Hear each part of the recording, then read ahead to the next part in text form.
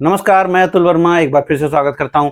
आपने आज बाजारों में एक ठीक ठाक सी गिरावट देखी है। क्रॉस द बोर्ड भारी गिरावट है, हर जगह पे गिरावट हुई है। क्या कारण है इस गिरावट के, क्या मायने निकाले जा सकते हैं इस गिरावट से, क्या बाजार के आने वाली जो दिशा है उसमें क्या बड़े परिवर्तन होते दिखाई पड़ रहे हैं। कई सारी जियोपॉलिटिकल खबरें भी हैं, मैं उन सभी की चर्चा करूंगा। निफ्टी बैंक निफ्टी के लेवल की चर्चा करूंगा। सब कुछ एक साथ हम रखने की कोशिश करेंगे आपके सामने और उससे बाजार से जोड़ेंगे। लेकिन अगर आप चैनल पे पहली बार हैं तो सब्सक्राइब जरूर कीजिएगा। यहाँ पर जो आज सुबह आपने देखा बाजारों में एक गिरावट दिखी और एक अच्छी गिरावट आपको देखने को मिली है, उसके कई सारे कारण हैं। यद्यपि बाजारों को काफी हद तक ये पता था कि भारत के ऊपर जो अलग से जो 25% का टैक्स लगाने की बात है वो होगी, लेकिन हम लोग कल भी यही उम्मीद कर रहे थे कि वो आज शाम तक अनाउंस होगा, लेकिन ऐसा नहीं हुआ।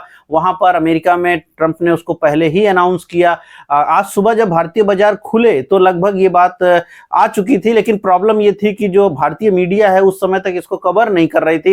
यद्यपि करीब 9:30 बजे के आसपास ट्विटर पे ये बात आ चुकी थी कि वहां पे ऑफिशियल नोटिफिकेशन जारी हो गया है। धीरे धीरे करके मालूम सबको चला, लेकिन हाँ, उस पहले आधे पौना घंटे में बहुत लोगों को नहीं पता था और वहां पर एकाएक पैनिक सेलिंग देखने को मिली। चूंकि मार्केट जो है तकरीबन 24,900 के आसपास ओपन करी थी, लेकिन विद इन 15 मिनट मार्केट जो है आपकी गिर करके नीचे आ गई और वहां पे 24,761 का लो लगा था। वो जो पीरियड है वो पहला यूं कहिए 9:38 पे आपने बॉटम लगा दिया। और 9:38 पे बॉटम तो नहीं बोल सकते, लेकिन अल्टीमेटली जो दिन भर में जो पहली बड़ी फॉल हुई 9:38 तक वो खत्म हो गई। वहां से फिर बाजार पूरा फ्लैट हो गया, पूरा दिन फ्लैट रहा। तो उसमें एक बड़ा कारण ये भी था कि जैसे ही वो खबर बाजार को स्ट्राइक करी, जैसे ही वो खबर ट्विटर पे आई, लोगों ने डालना शुरू किया, तो जो इन्फॉर्म्ड लोग हैं वहां पे वो सेलिंग कर पाए। एक और बड़ा कारण यहाँ पर यह भी है, जबकि ट्रंप का जो टैरिफ है इसको बाजार समझता था और उसको काफी हद तक प्रिपेयर्ड भी था और उसके नाते पैनिक सेलिंग नहीं, हाँ सेलिंग होनी स्वाभाविक ही है और वो सेलिंग दिखी। लेकिन जो पैनिक बटन दबा वो शायद एचडीएफसी बैंक के नाते दबा, क्योंकि एचडीएफसी बैंक आज स्प्लिट ट्रेड कर रहा था। स्प्लिट ट्रेड मतलब बोनस आपको मालूम है वहां पे होना था, बोनस हुआ, स्टॉक बोनस हुआ, लेकिन कई सारे ब्रोकर, और जिनको ये नहीं समझ में आया थोड़ा ध्यान से समझिएगा इस बात को, ये टेक्निकल एस्पेक्ट है।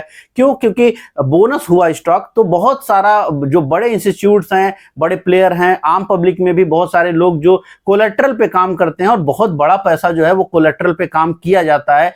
तो अगर किसी ने मान लीजिए 1 करोड़ का एचडीएफसी खरीद कर उसको कोलेट्रल में दिया हो, 10 लाख का भी अगर खरीद के दिया है कोलेट्रल में, तो जैसे ही एचडीएफसी स्टॉक्स को स्प्लिट किया गया उसका भाव आधा हो गया। जैसे ही भाव आधा हो गया, प्रॉब्लम ये हुआ कि जो कोलेट्रल वैल्यू है वो भी आधा हो गया। लेकिन ये ऐसा नहीं होना चाहिए। क्यों नहीं होना चाहिए? क्योंकि जाहिर सी बात है कि अगर 1:2 का बोनस है तो 1 पर 2 शेयर अलॉट हो जाते हैं तो शेयर की संख्या बढ़ जाएगी। लेकिन प्रॉब्लम ये हुई आज सुबह कि वो पहले आधे पौने घंटे में अलॉट नहीं हुआ था स्टॉक। बहुत सारे ब्रोकरों ने डीमैट खातों में वो अलॉटमेंट नहीं डाला था, या वो स्टॉक जो बोनस का स्टॉक है वो रिफ्लेक्ट नहीं किया।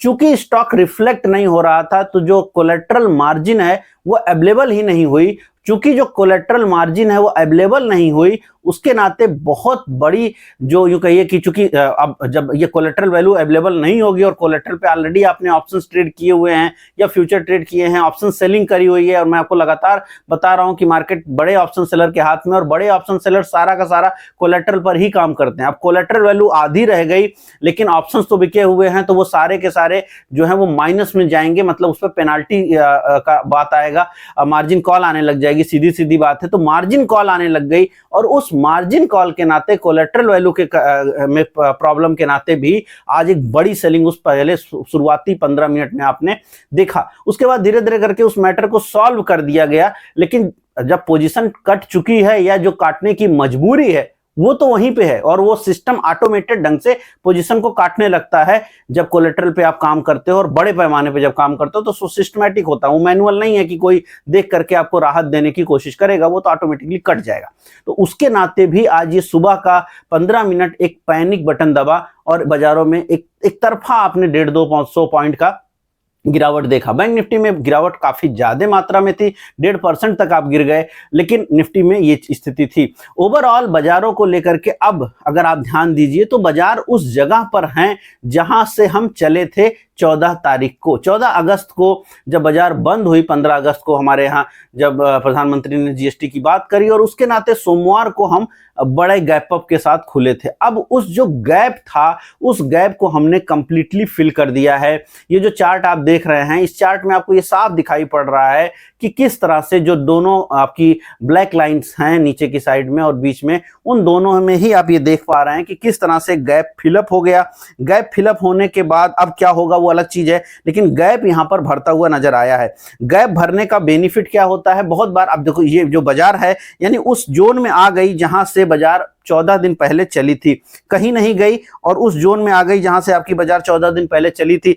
अब इसका मतलब क्या हुआ कि पूरा का पूरा जो मार्केट है, जो साइडवेज मार्केट का कॉन्सेप्ट होता है वो यही होता है कि मार्केट आपकी साइडवेज है और वो साइडवेज बनी रही, लेकिन आपने बीच में काफी वोलेटिलिटी देख ली। यही मार्केट, साइडवेज मार्केट की सबसे बड़ी खासियत होती है कि मूवमेंट होंगे बट बड़े मूव्स नहीं होंगे, किसी एक डायरेक्शन का मूव नहीं होगा। मैंने पूरा कैलकुलेट करके आपको बताया भी था कि जब भी जो बजट के साथ जोड़ के भी दिखाया था, अगर वो वीडियो जिसने देखा होगा, कि 2 से 3 दिन तक का बुलिशनेस रहता है, करीब 450 से 600 पॉइंट का एक जोन बताया था, और ट्रंप को हमने फैक्टर माना था कि वो कुछ नहीं करेंगे, बट उन्होंने वो तो करते ही रहे और फाइनली हम अब उस गैप जोन में हैं। उस गैप जोन को हमने भर दिया है अल्टीमेटली। अब यहां से क्या, तो यहां से देखिए सीधी सी बात है कि अगर आप 24,700 के नीचे ट्रेड करने लगते हैं, इवन 750 के नीचे ट्रेड करने लग रहे हैं, जैसे कि अब अगर यहां से आप लगातार इसके नीचे, या यूं कहिए मंडे को, मतलब जो अगला, चूंकि कल छुट्टी है तो परसों जब आप खुलेंगे और इसके नीचे आप काम करते हैं तो 24,500 का घर आपके लिए खुल जाता है। मार्केट जो यहाँ पर शॉर्ट टर्म का पीरियड में निगेटिविटी दिखाएगा, वो लगता है कि वो जारी रहेगा। आप कहीं ना कहीं 24,500 की तरफ बढ़ सकते हैं। ऊपर की जो रेजिस्टेंस है वो अब 25,000 की बनी रहेगी।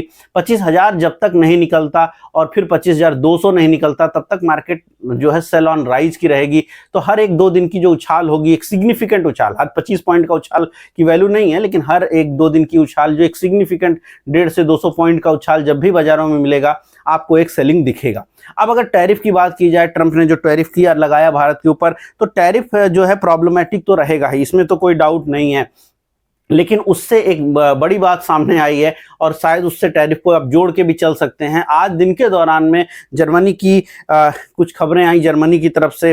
वहां पर एक जो न्यूज़पेपर है उन्होंने ये बोला, न्यूज़पेपर का नाम है FAZ, ठीक है। तो वो न्यूज़पेपर ने ये कहा है और वहाँ का एक प्रतिष्ठित न्यूज़पेपर है, आप इस खबर को बहुत जगहों पर देख सकते हैं।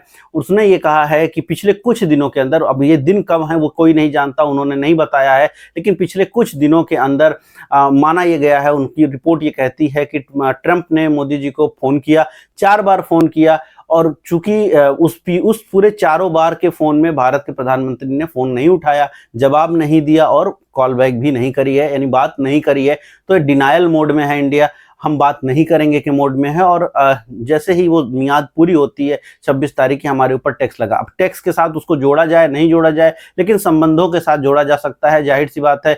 एक बड़ी न्यूज एजेंसी है यूरोप की जो ये बात कह रही है, एक बड़ा न्यूज़पेपर है यूरोप का जो ये बात कह रहा है, वो अब इसके नाते क्या होगा, इसका इम्पैक्ट हो सकता है। लेकिन 2 बातें दिखती हैं, कहीं ना कहीं दोनों ही बड़े देशों के जो नेता हैं उन दोनों के बीच में अब तनातनी की स्थिति तो दिख ही रही है, साफ दिख रहा है। भारत दुनिया में अब सबसे ज्यादा टैक्स बर्डन उठाने वाला देश बन चुका है, 50% हमारे ऊपर टैरिफ लगा है अमेरिका की साइड से। तो इसका असर, हम ये बोलें या ना बोलें कि हमारे ऊपर कोई असर नहीं होगा, हम कुछ भी कर लें, जैसे आज भी जीएसटी को लेकर बड़ी बड़ी बातें कही जा रही हैं, जीएसटी को लेकर बात की जा रही है। आज भी जीएसटी में कई सारे अनाउंसमेंट हुए कि जो 18% में बिस्किट का लगता था वो 5% लगेगा। कई सारी चीजें हो रही हैं रेगुलर बेसिस पे। अगर आप वीडियो देख रहे हैं तो मैं कोई ना कोई खबर, इवन कल भी मैंने बहुत सारे जीएसटी कट की बात सामने रखी थी, तो कहीं ना कहीं बहुत सारी चीजें सामने आ रही हैं। लेकिन क्या इसका कोई असर नहीं होगा भारतीय बाजारों पर? लॉन्ग टर्म में होगा, आप इसको डिनाई नहीं कर सकते हैं। लेकिन क्या इसके नाते आप शेयर खरीदना बंद कर देंगे या बाजारों से बाहर जाएंगे? ऐसा बिल्कुल नहीं है। मार्केट में जो स्टॉक्स बढ़ेंगे, जिनके लिए अच्छी खबरें आएंगी, जो स्ट्रक्चर पे अच्छे होंगे, वो बढ़ेंगे भी। अब अगर आप याद करिए, मैं लगातार आपको बताता रहा हूँ, ऑटो को लेकर के कई सारी बढ़िया खबर है, जीएसटी को लेकर के, और साथ में जिस तरह से सेल्स आने वाली है, यद्यपि कि 40% के स्लैब में भी जा सकता है 320 सीसी के ऊपर की बाइक्स, लेकिन फिर भी आइसर मोटर जैसी कंपनियां जो उसको बनाती हैं वो अपने नए लाइफ हाई पे आज ट्रेड कर रही है। मारुति ने नया लाइफ हाई बनाया है।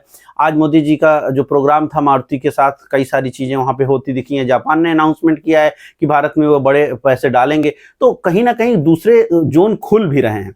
लेकिन हाँ, इंपैक्ट तो रहेगा। लेकिन यहाँ पर यही बात है कि आपको स्टॉक को समझना पड़ेगा, चार्टिकली देखना पड़ेगा, और तब आप बाई कर सकते हैं। इवन कल अगर बात करिए तो इक्लेक्स सर्विसेज में एक ब्रेकआउट हुआ था, आज वो ब्रेकआउट और सस्टेन किया और इवन वो 3.5-4% ऊपर गया, 4400 के ऊपर ट्रेड कर रहा है।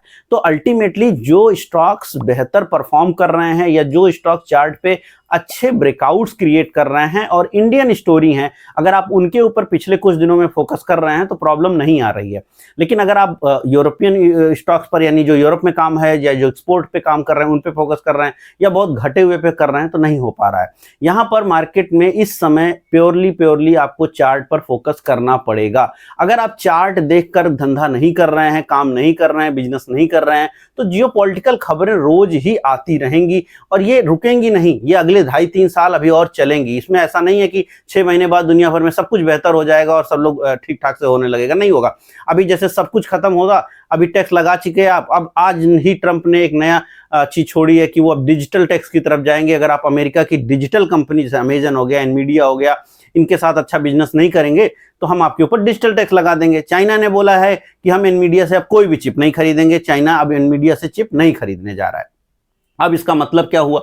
इसका मतलब ये हुआ कि आप एक फ्रंट पे भले आप टैरिफ को लेकर के आपकी बात क्लियर भी नहीं हो पाई है, जो प्रोडक्ट वाले हैं, जो टेंजिबल आइटम्स हैं, अब non tangible item, digital items के ऊपर भी अब हमला हो रहा है और उसको लेकर के झगड़ा शुरू हुआ है। अब यहाँ पे प्रॉब्लम ये है कि नॉन डिजिटल वाले में कितना ये झगड़ा बढ़ेगा, क्योंकि वहां पर अमेरिका की स्थिति उल्टी हो जाती है। वो अब ज्यादा यहाँ पे फायदा कमा रहे हैं, तो क्या होगा इसका तो मालूम नहीं है कि किस तरह से चीजें पैन आउट होंगी। अनसर्टेनिटी बनी रहेगी, मगर इसी अनसर्टेनिटी में आपको अगले 2 साल, 2.5 साल, 3 साल बिताने हैं, और इसी अनसर्टेनिटी में आप ये कह के नहीं निकल सकते कि मेरे से बाजार नहीं संभलती है तो मैं नहीं करूंगा। आपको समझना पड़ेगा और इसीलिए जरूरी है कि आप प्रॉपर एजुकेट रहें। इस समय आप सही काम डिसीजन तभी बना पाएंगे जब प्रॉपरली आप चार्ट को एनालाइज करें, सही स्टॉक्स को फोकस करें, सही स्टॉक्स में काम करें, सारे पैरामीटर उसके ठीक हों, आप बाई करेंगे, उससे पैसे बन जाएंगे। और अलग अलग समय का मार्केट का अलग अलग अप्रोच होता है और उसी हिसाब से बाजारें बदलती हैं। ऐसा नहीं हो सकता कि मार्केट बहुत बुलिश हो। ठीक है, आपने पिछले 2020 से लेकर 2024 में एक बड़ा टाइम देखा है जिसमें बाजारें बुलिश रही हैं, तो ऐसा नहीं होगा जिंदगी भर की बाजार उसी तरह रहेगी। कंसोलिडेटिव मार्केट भी मिलेगी, करेक्टिव मार्केट भी मिलेगी और परेशानी वाली बाजार मिलेगी, और जो कि इस समय मिल रही है। बाजार इसी तरह से इस टाइम फोकस कर रही है, तो ये स्थिति रहेगी। खैर, ये खबर थी जो सोशल मीडिया में अलग अलग जगहों पे चल रही है। FAZ न्यूज़पेपर है जिसने ये बात कही है कि मोदी जी ने फोन नहीं उठाया और ये मामला जो है अब मीडिया में है। अब इसका क्या इम्पैक्ट होगा, या आज जो इम्पैक्ट आप देख रहे हैं इसी के नाते हुआ टैरिफ वाला, वो ठीक है। बट मार्केट ने इस टैरिफ के गंदे वाले मूव को भी काफी हद तक पचा लिया। अभी भी हमने कोई बड़े लेवल्स नहीं ब्रेक कर दिए, कहीं ना कहीं 24,700 24,500 की रेंज हमारी बनी रही है। ऊपर हम निकल नहीं पा रहे हैं। आप ये बात कह सकते हैं कि ब्रेकआउट तो नहीं कर पा रहे हैं, लेकिन आप ये भी बात तो नहीं खारिज कर सकते कि हम बहुत बड़े गिरावट भी नहीं दिखा रहे हैं, हम बहुत ज्यादा फॉल भी नहीं कर रहे हैं। तो हम कहीं ना कहीं, जब बहुत कुछ बुरा हो रहा है भारतीय बाजारों के साथ, उसके बावजूद भी कहीं ना कहीं हम उसको सस्टेन कर पा रहे हैं, कहीं ना कहीं हम उसको झेल जा रहे हैं, और ये अच्छाई है, भारतीय बाजारों की मजबूती को दिखाता है। तो एज ए इन्वेस्टर आपको डरने घबराने की जरूरत नहीं है, ट्रेडर आपको डरने घबराने की जरूरत नहीं है, लेकिन आपको सही डिसीजन बनाने के लिए, सही फैसलों को लेने के लिए हमेशा चार्ट का उपयोग करना पड़ेगा, समझ बूझ के काम करना पड़ेगा, तभी आपका इस बाजार में पैसा बनेगा। इसमें कोई डाउट मत रखिए, और ये चीज जरूरी है, क्योंकि इसके बगैर आप कैसे सरवाइव करेंगे इस टाइप की मार्केट में, वो आपको खुद ही सोचना पड़ेगा। लेकिन आज की अगर फॉल के ऊपर आए तो मार्केट में जो फॉल है वो आज बहुत जबरदस्त अक्रॉस द बोर्ड फॉल देखने को मिला है।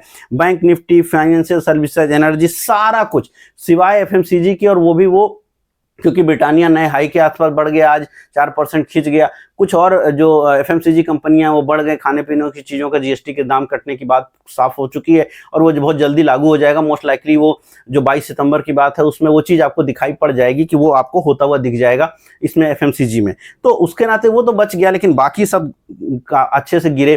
टैरिफ लगाने की बात है फार्मा पे, तो फार्मा भी गिरा, रियल्टी, हेल्थ केयर, कहीं पे कुछ नहीं, सारा रेड रेड रेड है। और पूरे के पूरे जो इंडिसीज हैं, सेक्टर इंडिसीज और जो इंडिसीज हैं, चाहे Nifty, bank Nifty, small cap, सब में आपने एक ठीक ठाक सा 1.5-2% तक का फॉल देखा है। 1 से लेकर 2% की रेंज आपकी बनी है। बैंक निफ्टी करीब 2% गया है, निफ्टी आपका 1% गया है, मिड कैप करीब 2% गया। तो सारे की सारी जगहों पे आपने गिरावट देखी है। एडवांस डिक्लाइन मार्केट को काफी हद तक बता रहा है कि एडवांस डिक्लाइन बेहतर नहीं है।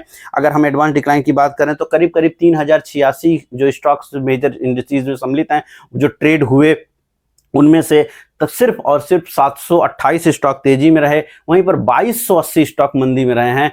तो आप 1:3 मतलब काफी बड़ा रेशियो है जो निगेटिव साइड पर है, यानी काफी बड़ी गिरावट आपने देखी है। और इस टाइप की मार्केट में आपको ये चीज झेलनी पड़ेगी। और यहाँ पे ये बात ध्यान रखने की, अगले 2 दिनों, चूंकि कल हमारे भारतीय बाजार बंद हैं, तो अमेरिका में क्या होगा और किस प्रकार की वो बातें और भी करेंगे, क्योंकि अगर वो कुछ उल्टा पलटा बोलेंगे भारतीय बाजारों को लेकर के या भारत के टैक्स को लेकर के या किसी भी चीज को लेकर, तो फिर हमारे ऊपर इसका इंपैक्ट हो सकता है।